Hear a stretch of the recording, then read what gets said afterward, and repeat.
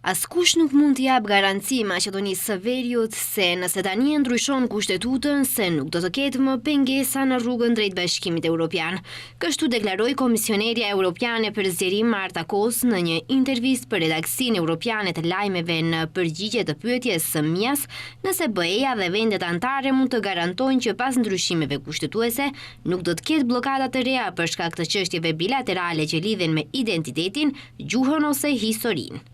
E kuptojmë që kjo nuk është një çështje e lehtë ndryshimi i kushtetutës. E kuptojmë dhe është shumë njerëzore dhe e kuptueshme që vendi juaj dëshiron të ketë garanci pas gjithçkaje që ka kaluar. Nuk mund të ketë garanci, por ajo që pres nga të gjitha vendet anëtare kur ka çështje bilaterale është që bisedat të zhvillohen me vullnet të mirë dhe me vizion për të arritur një kompromis.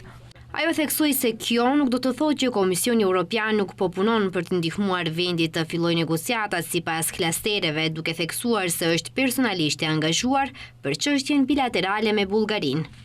Good faith and willingness. Do të ishte më mirë që çështjet bilaterale të mos përzihen në procesin e anëtarësimit. Kjo nuk do të thotë që çështjet bilaterale nuk janë të rëndësishme. E dini, mund ta kuptoj që Hungaria po lufton për pakicën e saj në Ukrainë. Mund ta kuptoj që edhe Bullgaria po bën të njëjtën gjë. Por është e keqe kur kjo ndërhyn në mënyrë të vërtetë në procesin e anëtarësimit.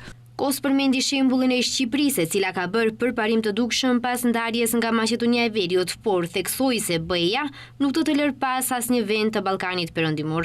Ajo rikujtoi se zgjerimi i BE-s mbetet një proces i bazuar në meritë dhe reforma të brendshme.